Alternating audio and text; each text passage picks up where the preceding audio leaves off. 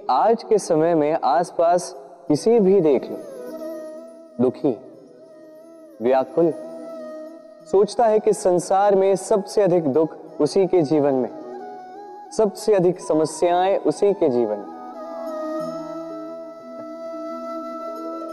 संसार में ऐसा कोई व्यक्ति नहीं जिसके जीवन में समस्या नहीं, और संसार में ऐसी कोई समस्या नहीं जिसका हल मनुष्य के पास नहीं।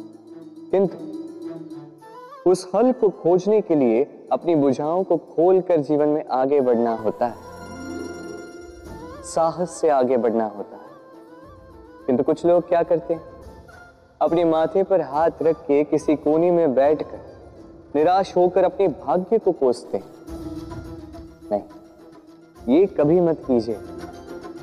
कर्म कीजिए, आगे बढ़िए, साहस दिखाइए, और सबसे महत्वपूर्ण बात, संयम रखें। क्योंकि आपका लक्ष्य कितना भी कठिन क्यों ना हो, उस तक पहुंचने का मार्ग आपके पांव के नीचे से होकर ही जाए।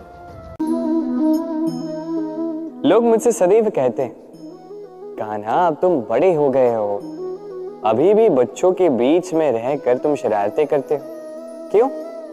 तुम बड़े हो, बड़ों की भांति रहो। अधिकांश लोग ये नहीं समझ पाते, सोचते हैं कि ये भगवान है, भगवान की भांति गंभीर क्यों नहीं रहते। अब कैसे समझाऊं मैं सबको, मेरे भगवान होने के पीछे का ये सबसे बड़ा रहस्य, ये बच्चे ही तो हैं। ये मेरी शक्ति कहां से आती? हर समस्या का हल निकालने की शक्ति इन्हीं बच्चों से तो आती।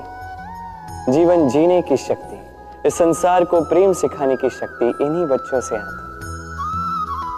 क्योंकि बच्चों से बड़ा कोई भगवान नहीं।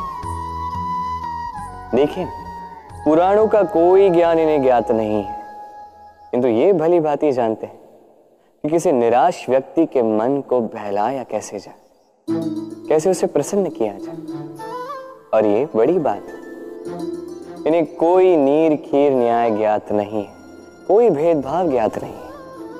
ये भली भांति जानते हैं कि किसी अकेले अनजान व्यक्ति को अपने दल का सदस्य कैसे बनाया जाए, कैसे उसे अपना बना दिया जाए। और ये बड़ी बात है, इन बच्चों से बहुत कुछ सीखा जा सकता है।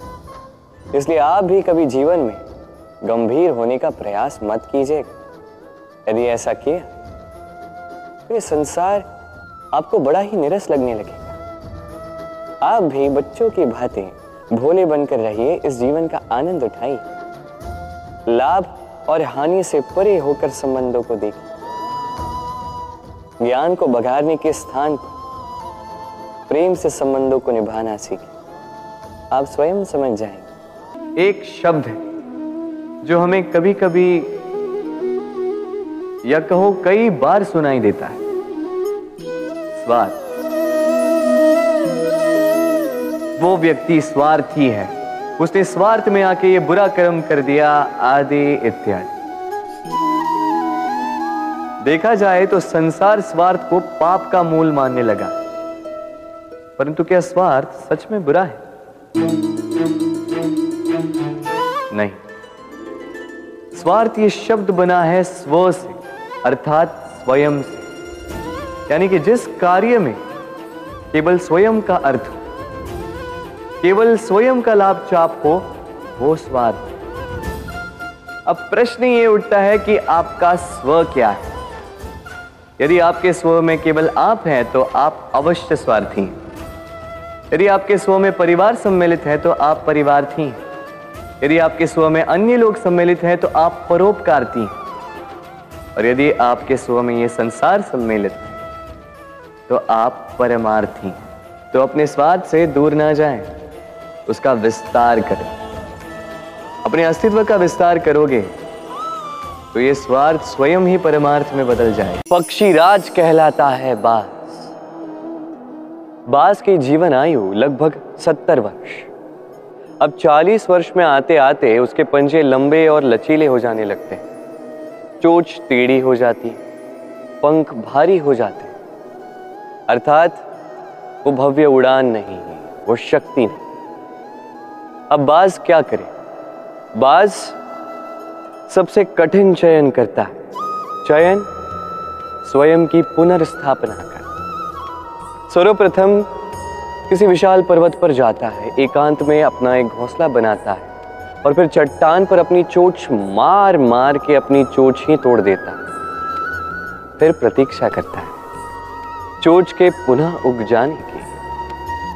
फिर वही अपने पंजों के साथ भी करता है। तत्पश्चात अपने भारी पंख एक एक करके स्वयं नोच के निकाल देता है।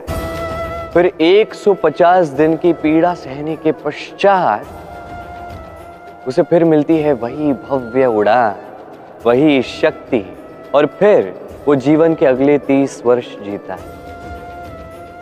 क्या समझे? यदि इच्छा शक्ति हो तो एक दुर्बल भी बलि बन सकता है। आप भी यही कीजिए, अपने बीते हुए कल के अस्तित्व का भार त्याग दीजिए और कल्पना की एक उन्मुक्त उड़ान भरी,